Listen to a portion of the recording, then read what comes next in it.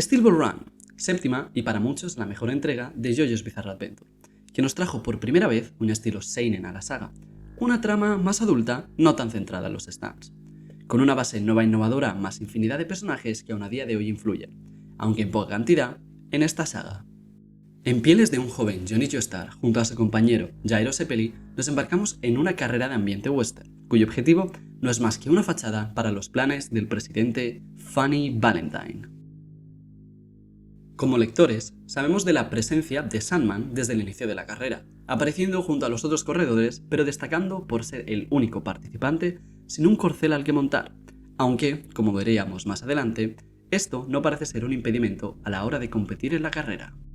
Este, impulsado por su gente, por el afán y la creencia en los espíritus de la Tierra, decide apuntarse a la carrera, apareciendo como un simple corredor más con una peculiar técnica que le permite desplazarse a la velocidad de los jinetes más rápidos aún ausente de una montura. Al inicio, Araki pretende hacerlo pasar desapercibido, usando una lógica opuesta, pues, aunque por la apariencia sabemos que no es un simple personaje de relleno y podamos imaginar que es un usuario de stand, no parece un antagonista, y más bien da la impresión de ser similar a Poco Loco y su Heiya, usuario y stand que participaron en la carrera, pero no siendo antagonistas ni villanos puntuales como tal. Dando más sentido a este bait, el séptimo capítulo de esta gran obra, titulado Sandman y Poco Loco. Este paso desapercibido se mantiene durante la mayor parte del inicio de la carrera, siendo un corredor relevante, siempre presente en el podio de las primeras etapas, pero siendo indiferente, por el momento, como un enemigo, aliado o mero usuario de stand. Y en este punto, Araki utiliza el recurso del olvido para restar importancia a Sandman, ya que a medida que avanza la carrera, el objetivo de nuestros protagonistas diverge hacia la colecta de las partes del cuerpo de Cristo, alejando la narrativa en torno a la carrera y por ende relegando al resto de corredores a caer en un segundo plano, ya que el enfoque pasa a ser el habitual en una parte de JoJo's, enfrentamientos constantes contra diversos usuarios de stand.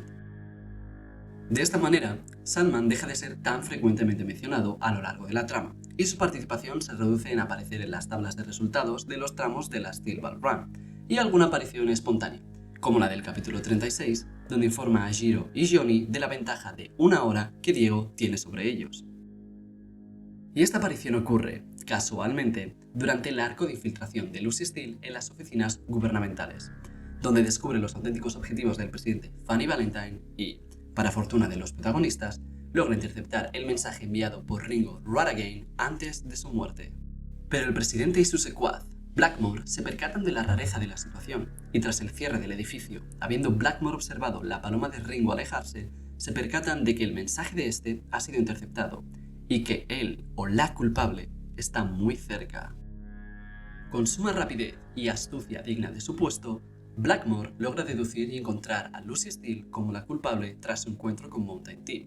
teniendo Lucy para el encuentro la columna de Cristo en su posesión. Pero esta no se achanta, y es capaz de recuperarla de manera momentánea y segura en busca de Jiro y Johnny, tal como le indicó el asesinado Tim antes de su enfrentamiento ante Blackmore. El clímax llega en el encuentro final, donde Jiro, Johnny, Lucy, Diego y Blackmore terminan en un encontronazo con la columna del santo como premio común, que, tras un arduo enfrentamiento, se adhiere al cuerpo de Johnny Joestar.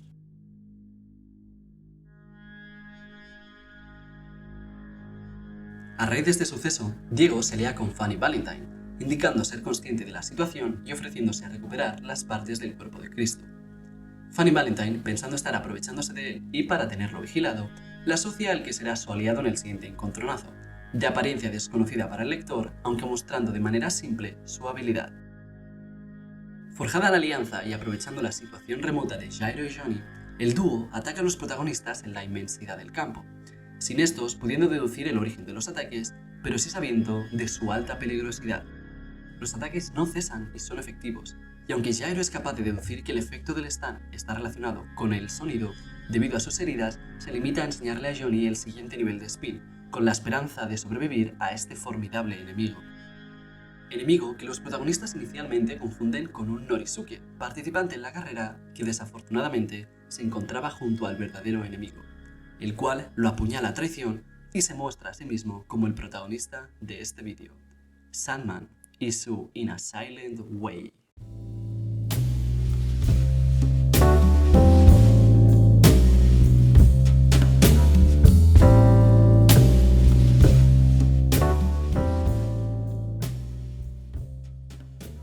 Silent Way es un stand humanoide, de altura ligeramente superior a la de su usuario y con decoraciones tribales, referenciando la cultura indioamericana o nativoamericana, de la que a su vez se basa Sandman. Este presenta una semejanza cadavérica, especialmente en su rostro, cubierto por una temible máscara con una crin de plumas y 2 joyas por ojos, simulando una aterradora y perforante mirada. Condecorado con un atuendo semblante a una armadura, destacando rosas bajando su pecho, que vislumbra más detalle en este temible stand. Desconociendo su potencial cuerpo a cuerpo más allá de lo indicado por sus estadísticas, el verdadero terror lo implanta mediante sus habilidades manipulando y aprovechando los sonidos, donde verdaderamente vemos el potencial y poderío de In a Silent Way. La principal habilidad de este stand es la captura de distintos sonidos y sus efectos, además de la liberación y propagación de dichos sonidos y efectos. Ejemplificando, In a Silent Way es no tan solo capaz de guardar el sonido de una navaja ondeando el viento, sino que, una vez guardado, puede aplicar el efecto del sonido, es decir, el corte o apuñalamiento, al objeto u objetivo que entren en contacto con este sonido almacenado. Pero, a diferencia del Echoes de Koichi, In a Silent Way no necesita de una superficie u objeto para usar el sonido a su favor, ya que como se pudo ver durante la pelea contra Johnny, Sandman es capaz de materializar el sonido aún manteniendo su efecto, habilidad que utiliza no solo para desviar los proyectiles puña de Johnny, sino también como plataforma para desplazarse sobre dicha materialización, reflejando no tan solo el poderío de este stand, más la gran inteligencia en combate de su usuario. Pero este efecto es tan solo la punta del iceberg del increíble potencial y verdadera habilidad de In a Silent Way, ya que como Sandman demostró a Diego en su primer encuentro, este es capaz de crear homúnculos transportadores del sonido, implicando así que el sonido que In a Silent Way crea o almacena puede detonarse a voluntad. Habilidad que ambos aprovechan en la pelea contra Jairo y Johnny, creando híbridos de homúnculos y dinosaurios gracias a los stands de Sandman y Diego, dando lugar a bombas dirigidas capaces de navegar viento, tierra y mar con tal de alcanzar a su objetivo. Todos estos factores son en realidad, y a su vez, una única habilidad, la verdadera habilidad de In a Silent Way, la manipulación total de sonido siempre y cuando se encuentre en su rango de efecto. Esto también indica la incapacidad de generar el sonido por sí mismo, diferente a como el anteriormente mencionado Echoes de Koichi generaba el sonido y los efectos por su propia cuenta, ya que Sandman es el encargado de generar el sonido que su stand In a Silent Way utilizará. Aun siendo Sandman un excelente usuario, hemos de ser conscientes de las limitaciones de In a Silent Way. Al depender de sonidos previamente generados, su capacidad ofensiva y defensiva está condicionada por el entorno y el ingenio de su usuario. Y es precisamente ahí donde radica el punto más interesante, porque su poder se ve restringido por las circunstancias del Viejo Oeste, un mundo donde la tecnología, arquitectura y el paisaje limitan gravemente la variedad sonora, lo cual nos lleva a una pregunta inevitable. ¿Qué pasaría si esas limitaciones desaparecieran? ¿Qué pasaría si trasladamos este stand a un entorno moderno, donde no solo los sonidos son más abundantes y variados, sino que los avances tecnológicos permiten tener un repertorio de sonidos a la palma de nuestra mano, con el uso de un teléfono móvil, por ejemplo? Adicionalmente, a pesar del gran ingenio de Sandman, una persona con un alto conocimiento acústico podía exprimir en mayor medida las habilidades de este formidable stand. Aquí es donde el verdadero potencial de In a Silent Way empieza a brillar, no como una herramienta condicionada por el entorno, sino como un poder casi limitado que podría rivalizar con los stands más amenazantes de la serie. En esencia, hablamos de un stand con una capacidad de manipular el sonido de forma ofensiva, defensiva, estratégica y hasta logística si las condiciones ideales lo permiten.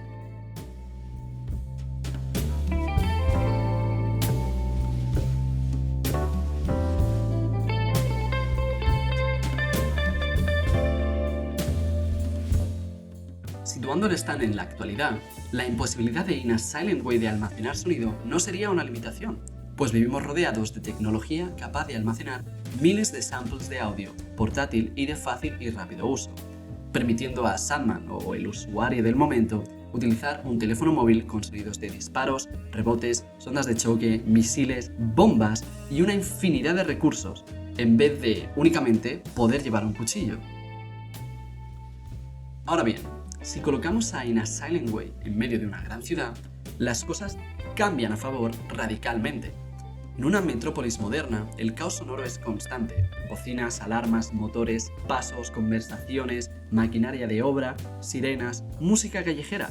Todo esto compone un mar de estímulos que, para un usuario común, sería ruido molesto, pero para el portador de In a Silent Way, una caja de herramientas sin fondo. En un entorno como el previamente mencionado, el usuario puede camuflar ataques entre sonidos de ese dicho entorno, generando una ofensiva imposible de detectar visual o auditivamente. Podría hacer que un ataque letal se oculte tras el sonido del motor de un camión o colocar materialización de sonido bajo los pasos de la propia gente. Además que, con los avances mencionados, el recorrer distancias se vuelve un mero trámite, pues con el simple hecho de materializar el sonido de un coche, autobús, tren, avión o cualquier método de transporte moderno, permitiría al usuario una flexibilidad en su movimiento casi infinita, pudiendo abarcar largas distancias sin coste ni tiempo alguno. Aún así, hemos de especificar que el entorno no lo es todo, pues como mencioné en mi vídeo sobre los usuarios de stand, que puedes ver tras este vídeo, el potencial real de un stand también depende del usuario. Y es aquí donde entra en juego un concepto muy interesante. Pues, ¿qué pasaría si In a Silent Way cayera en manos de alguien con conocimientos avanzados en acústica? Hablamos de un músico profesional, un ingeniero de sonido o un científico especializado en frecuencias que podría transformar el stand en un arma quirúrgica. Un usuario así no solo sabría qué sonidos elegir, sino cómo usar ciertas frecuencias para manipular el entorno o incluso el cuerpo humano. Por ejemplo, frecuencias que causen mareos, ansiedad o alucinaciones auditivas. Imagina un enemigo rodeado de ruidos fantasmas que tan solo él puede oír, como pasos acercándose por la espalda, voces conocidas llamándolo por su nombre, o conversaciones y estímulos por todos los lados. El combate ya dejaría de ser físico y se convertiría en una auténtica guerra psicológica. Además, un experto en acústica también podría emplear principios como la resonancia para ampliar los efectos de sus ataques, pues al ser In a Silent Way capaz de almacenar el efecto de estos, toda la física y mecánica tras la acústica son propiedades ofensivas y defensivas para un usuario capaz, el cual usaría el eco a su favor, ya sea para dirigir sonidos en líneas precisas, anular ruidos específicos del entorno mediante cancelación de ondas o frecuencias, o incluso amplificando los efectos de algún compañero, ya que Sandman, por ejemplo, tuvo a Diego como su aliado. El conocimiento técnico del usuario transformaría a In a Silent Way a algo más parecido a un estratega sónico, que sin duda pondría en apuros a la mayoría de sus rivales, rivalizando, a mi parecer, con los mayores villanos de cada una de las partes de esta famosa serie. Por último, no deberíamos encasillar al stand como una mera herramienta ofensiva, ya que In a Silent Way tiene un alto valor estratégico en combate en directo. Ya vimos en Steel Ball Run cómo Sandman usaba la materialización de sonidos como plataformas o escudos, pero las posibilidades van mucho más allá. Por ejemplificar, podría almacenar sonidos de conversaciones clave para después guardarlos en un teléfono móvil o grabaciones de audios. O podría utilizar sonidos de puertas abriéndose, muros derrumbándose o túneles siendo excavados para poder acceder a cualquier localización clave. O incluso en plena batalla, el usuario podría crear distracciones auditivas para redirigir la atención del enemigo o confundirlo, ya sea haciendo creer al rival que está siendo rodeado por múltiples enemigos o que alguno de sus aliados esté en apuros, pero además puede alterar la percepción del espacio, pues puede reproducir sonidos cercanos que en realidad provienen de otra dirección o multiplicar, amplificar o reducir sonidos para simular situaciones irreales. Como venimos mencionando a lo largo de esta última parte del vídeo, dadas las condiciones externas clave y asumiendo a un usuario capaz de exprimir al máximo su potencial,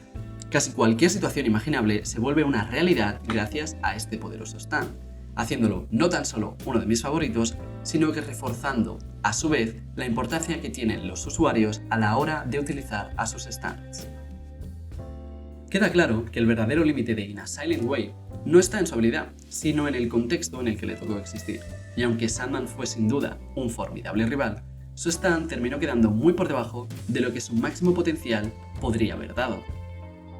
No sería la primera vez que una habilidad temible queda desaprovechada en el universo de JoJo's Bizarre Adventure, Casos como The Hand de Okuyasu o King Nothing de Noresuke Higashikata son solo algunos ejemplos de ideas brillantes que nunca llegaron a explotar del todo. Al final, hay stands que dejan más preguntas que respuestas, y quizás eso sea lo que los hace tan interesantes. Yo fui Ballbreaker y nos vemos en el siguiente vídeo con más. Adiós.